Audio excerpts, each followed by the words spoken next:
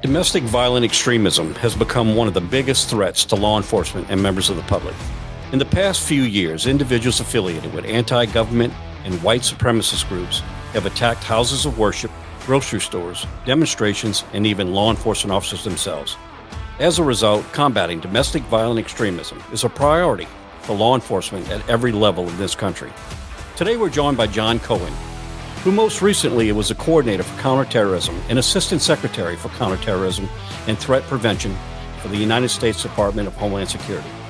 John has over 3 decades of experience in law enforcement, counterintelligence, and Homeland Security, and he's held numerous high-ranking government positions over his career. I'm Patrick Yoes, National President of Fraternal Order Police, and this is The Blue View. Well, John, thank you for joining us today on The Blue View. Tell our listeners a little bit about yourself. Well, first, it's great to be here with you today. So I've spent the last 38 years working in law enforcement, Homeland Security, counterintelligence. I've worked at the federal, state, and local levels of government. I've served as a police officer out in Southern California, a federal agent, but also worked on Capitol Hill and in various presidential administrations, both Republican and Democrat. And most of my career has been spent working with law enforcement at the frontline levels, as well as the chief executive level, to deal with a broad range of complex crime and terrorism-related threats facing communities across the country. Well, John, how would you describe the present situation here in this country, the violence we see just really escalating across this country in the landscape of extreme terrorism right now? Yeah, I mean, I have to say, and I've said this publicly before, this is the most complex, volatile, and I would say, quite frankly, dangerous threat environment I've experienced in the almost 4 decades that I've been involved in this profession. We're in the midst of a significant trend in the United States right now, where we are seeing a constant number of mass shootings or acts of targeted violence conducted by individuals who feel disconnected from society, who are searching for a sense of life meaning. They're angry, and they've determined that the best way to express that anger is through the use of violence. We've seen violent attacks directed at locations and individuals because of their race, ethnicity, immigration status, their religious beliefs, and their profession. And increasingly, we're seeing these acts of violence being directed at government officials from both sides of the aisle, elected officials, and law enforcement. It's a threat environment that is fueled by an online and media ecosystem that is saturated with conspiracy theories and other content that's placed there purposely by foreign intelligence services, foreign terrorist group, domestic violent extremists, criminal organizations. And their intent in posting this content and amplifying this content is to impart not only sow discord amongst our populace and undermine confidence and credibility in our government institutions, including undermining the credibility and confidence in police departments and local sheriff's offices around the country, but they're also trying to inspire violence. So it's a very complicated threat environment, and that's, we're dealing with an extremism threat that I think is unlike anything we've dealt with post 9/11, but we're doing it at a time where local law enforcement agencies are stretched thin. They are lacking resources. They're dealing with increased violent crime fueled by gang violence and drug trafficking. They're dealing with cyber attacks being directed at their infrastructure and individuals within their communities. So we're dealing with a highly volatile terrorism threat environment and domestic violent extremism environment. At the same time, police departments and local sheriff's offices are having to deal with a broad range of what I'll call traditional law enforcement issues. So it's a very troubling time. And no doubt, we just had the statistics released for the first 9 months of this year, the amount of law enforcement officers that were shot in the line of duty. But equally as alarming is the amount of ambush attacks on law enforcement officers that are, such an extreme now of law enforcement officers being attacked simply because of the color of their uniform. And I'm glad it's clear that technology or the inability for people to communicate through social media platforms is playing a huge factor in this. I've always felt that what we had is people that had really adverse feelings towards individuals, including law enforcement. I use that as an example. I use it quite often. But what social media has also done, in addition to the things that you've identified, is allowed people to build a community around their own thought structure and support their own ideology. Any thoughts on that? Yeah, I mean, I think you're exactly right. My last position in government, which lasted until April of this year, I was the head of intelligence at the Department of Homeland Security, and I was also the counterterrorism coordinator. So I led all of our counterterrorism operations. And I can't overstate the role that social media and other internet-based communication platforms play in enabling criminal organizations and those who wish to undermine confidence in the U.S. And democracy generally, and who wish to inspire acts of violence directed at law enforcement. They have fully incorporated into their methods of operation the use of online platforms. What concerns me a little bit is, as I look at investigative practices, whether it's a patrol officer responding to a call for service, domestic violence or some other type of call for service, or an investigation into drug trafficking or human smuggling or sex trafficking, or even assessing the risk posed by an individual whose behaviors have led folks to report that person to a local law enforcement agency. I don't believe we have, to the degree we need to, fully incorporated what we understand about the role of social media and how it's influencing people's behavior into those response and investigative processes. And I see that as a major gap. To your point about ambush encounters, I'm really troubled by that. And I've had some conversations with some of the major associations, FOP and others. And by the way, congratulations to FOP for this great work, because it's really important. At the same time, we're seeing an increase in these types of what I'll call, ambush encounters, lethal acts of violence directed at patrol officers, responding to a call for service or involved in self-initiated activity. We're also seeing an extraordinarily significant increase in the promotion of online content calling for targeted attacks against police. And we're seeing this on anti-government sites, on white supremacist sites, as well as anarchist sites.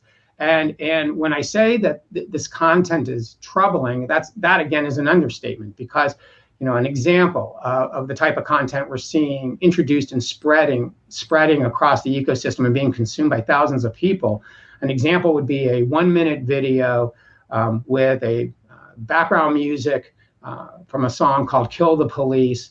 The video starts with a slide that says "Violence is the solution," and then the rest of the video are vignettes of police officers, many in the United States, some in other countries, being executed, being lit on fire, being shot, being subject to an ambush. We're seeing content that's being posted online and being consumed by thousands of people that talk about the need to target law enforcement and describing the types of techniques that should be used in targeting law enforcement. So at the same time we're seeing an increase in ambush encounters, we're also seeing the proliferation of this content.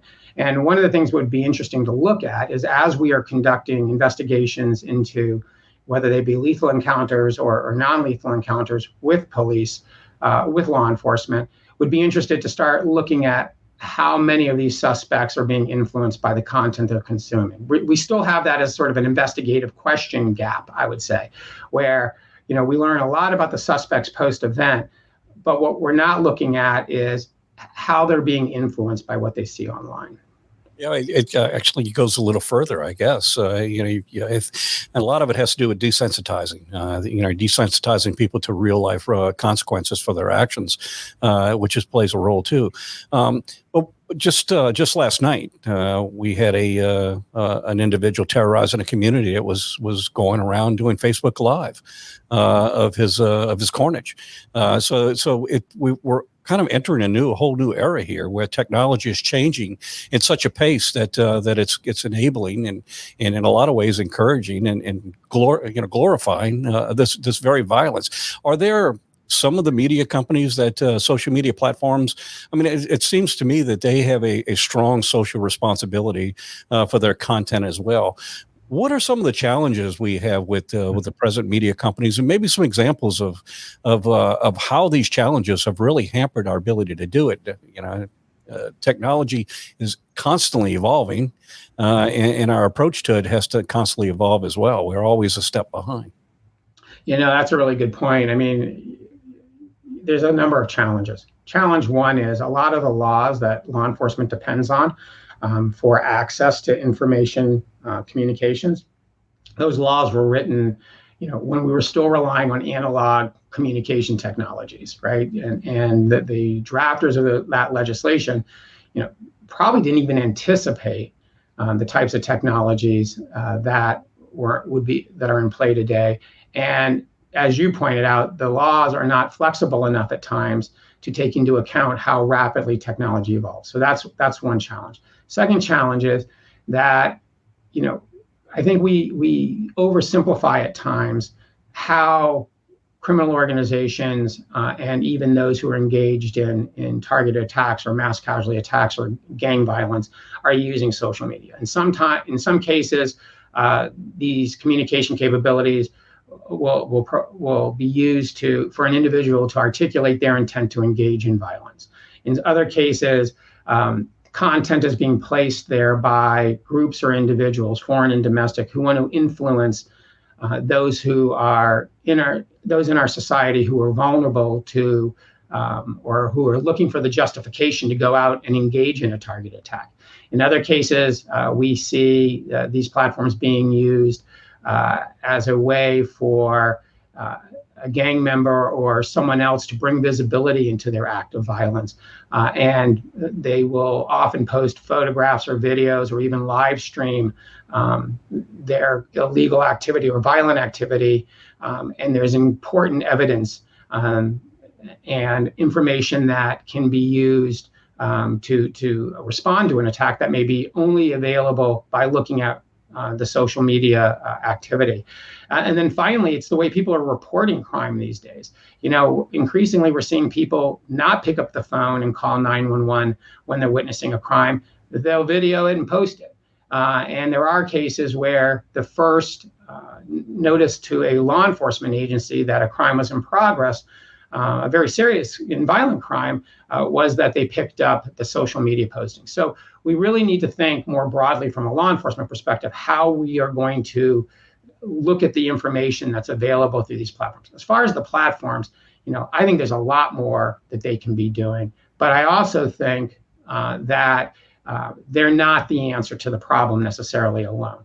There's a lot of work they can do from a perspective of deplatforming people or redirecting people or evaluating the advanced computing algorithms they use to funnel people to content that may, as we have seen with the rise of the Boogaloo movement and other extremist organizations, may actually drive people to extremist ideological belief systems. So they can do more policing their own, no pun intended, but policing their own platforms.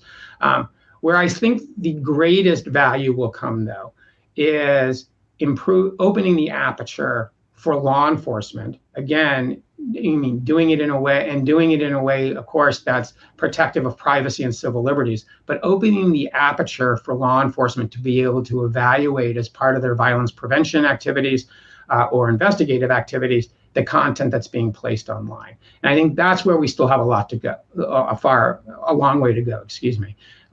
One, we need to open the aperture, again, with very specific rules and protocols that protect privacy and civil liberties. But law enforcement needs access to those activities that are taking place online. And law enforcement also has to understand how it fits into the prevention investigative work. And I think that's still a gap as well. Understanding how a media operation associated with Al-Qaeda or the Islamic State is using content to inspire and inform tactically lone offender attacks in the U.S. is important. And it's important for a patrol officer to understand that, because they may be responding to a call for service. They may be involved in self-initiated activity. They may be making observations in their community. And without that knowledge and understanding, it's going to be difficult for them to place those observations or that information they receive into context. So we have a long way to go with the companies, but we also have a long way within our profession, incorporating the wealth of knowledge that's available through the analysis of online activity into our violence prevention and investigatory practices. You know, there's look, we could talk for probably a couple of hours here, because there are actually feeds, there are social media platforms that are clearly the entire intent is to disrupt in a violent nature. I mean, simply look at the supermarket shooting in New York and the postings that were done in a platform that really encouraged that type of activity. There is a whole different world out there that a lot of the public doesn't understand, but they are building a community around themselves of justifying their violent actions. Any thoughts on that? On those platforms? Yeah, no, I mean, I think you raise a really intriguing point. I mean, if you look at the larger platforms, Twitter, Facebook, Google, they've done a lot of work to, as I mentioned earlier, to understand what's going on within their environments and to address security-related issues. But again, even with those companies that have been most cooperative, we have to understand that they have a revenue generation model. They have a business model that depends on people staying on their platforms for long periods of time so they can sell advertising or collect data from those people. So they're always going to be balancing the need to keep people and keep content on their platforms with the good citizen responsibilities of working with law enforcement and others to remove harmful content. The other issue that I think makes this challenging is there's a lot of concern about these platforms playing the role of being the arbiters of free speech. Yes, they have authority because they are privately run companies to decide who's on their platform or not. But we've already had a lot of discussion in our country about those who feel they're being excluded from these platforms simply because they hold views that may not be popular or may be others may find repugnant, but still be protected by constitutional protections. So that's part of the challenge. But putting those platforms aside, we have, growing, on a day-to-day basis, other types of platforms and private online communities where there's a lot of conversation taking place that has a direct relationship with the violence we're seeing in communities. I mean, look, when I was a police officer working in Southern California, when one gang member wanted to threaten a gang member from another part of the city, they would spray paint their moniker on the wall. They would cross it out. They would put the numbers 187, which is the California Penal Code section for homicide, and that was their way of threatening somebody. Today, gang members and street gangs, have Facebook pages or other social media presence. And they use that platform to challenge other gangs, to threaten other gangs, to project their strength and their street cred.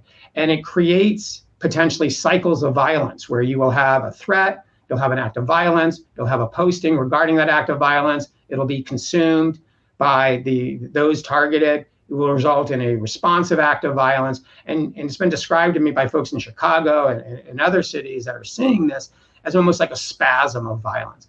And quite frankly, it's very difficult to work with all those different platforms, those smaller platforms, because one, they don't necessarily have the resources to deal with these issues, or they don't have the inclination. So it's a really, really, really complicated issue. The other thing I would say, that I think is really important is just as we have a pretty broad cross-section of people who in our communities who are being influenced by this inaccurate or this other content, conspiracy theories and other content that are intended to be disruptive in our society, law enforcement's not immune from that as well. And we see, I've been involved in a lot of discussions where we will see across the rank infrastructure, sheriffs, police chiefs, all the way down to patrol officers, who will include in their discussions on key issues information that we know to have been placed there by foreign intelligence services and terrorist groups or extremist organizations. So I think one of the other things we need to look seriously at is how do we inoculate our profession from being inappropriately influenced by these conspiracy theories and other content that's being placed there to cause harm. I can certainly appreciate that. And I think what we've done is we've seen the cycle has continued. It doesn't matter what technology or what advancements we do. There's a lot of good that comes out of social media platforms. It's a great tool, but like any tool that we find in this country, there are always people who find a way to use it for extreme and violent, impure results. Well, and it's changing physical behavior too. I mean, look, when I work narcotics, we were trained to, use payphones and pagers and set up deals in parking lots or private locations and flash drugs and flash money. And there would be a physical exchange of drugs and money. And that's how we built cases. Today, increasingly, traffickers are relying on the dark web, are setting up the transaction through internet-based communication platforms. Cryptocurrencies are being exchanged, and product is being shipped through the postal service or private shippers. So it's not just understanding the tactics are changed, but we need to think differently about how we train narcotics officers or investigators.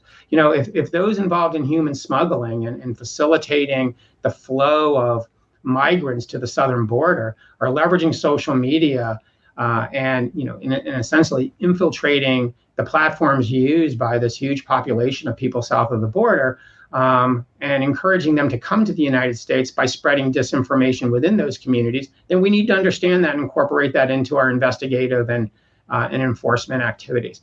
That's what I'm not seeing yet on a consistent basis. And I think, for all of the law enforcement people out there, it's really important to understand that not only is the use of these platforms and communication tools not only are they being adopted by pretty much every element of the criminal community, but it's changing their tactics. It's expanding the threat, and it's expanding the threat not only to our communities, but directly to law enforcement. And we have to incorporate our understanding of how these platforms are being used into our day-to-day operational practices, whether it's responding to a patrol car, conducting a narcotics investigation, or thinking about how crime is going to evolve in our community over the course of the next several months or years.